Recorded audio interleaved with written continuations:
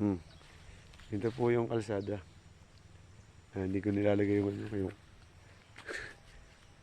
ito po yung right of way papasok doon sa 2.3 hectares. Ito po ang right of way yan.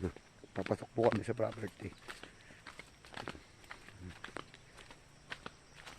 Ito po ang daan. Papasok doon sa right of way. Sa property na 2.6. Yan.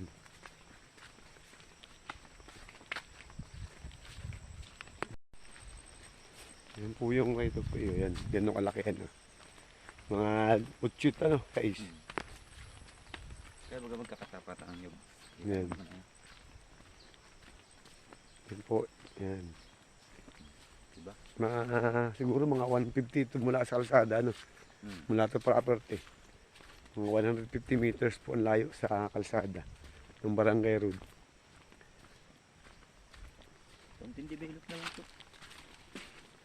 Kunting lang yun na yun. Tambak. Tampak.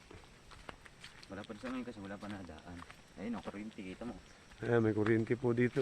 Ay! Buisit! May kunting yan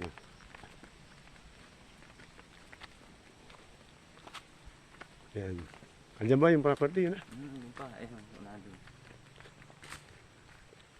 Ay, ganda ng May kuryente po. Linis pati.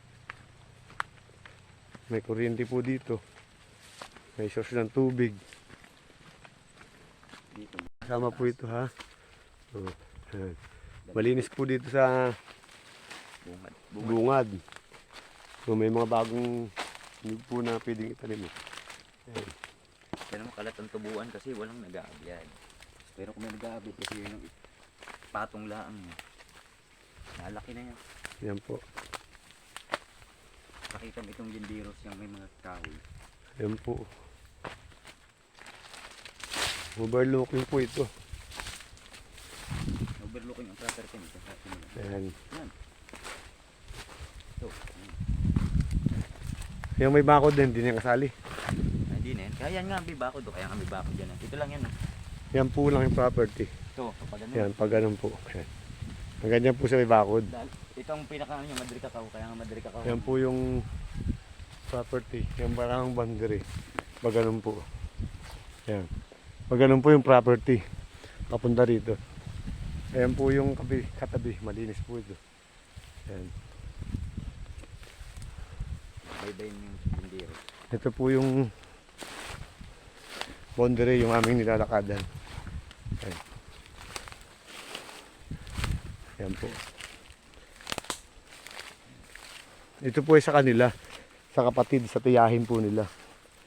Kaya po, nagkadikit. Kaya po ito may naglilinis kasi may nag-aabyad. Ito po sa kabila, wala. Ayan.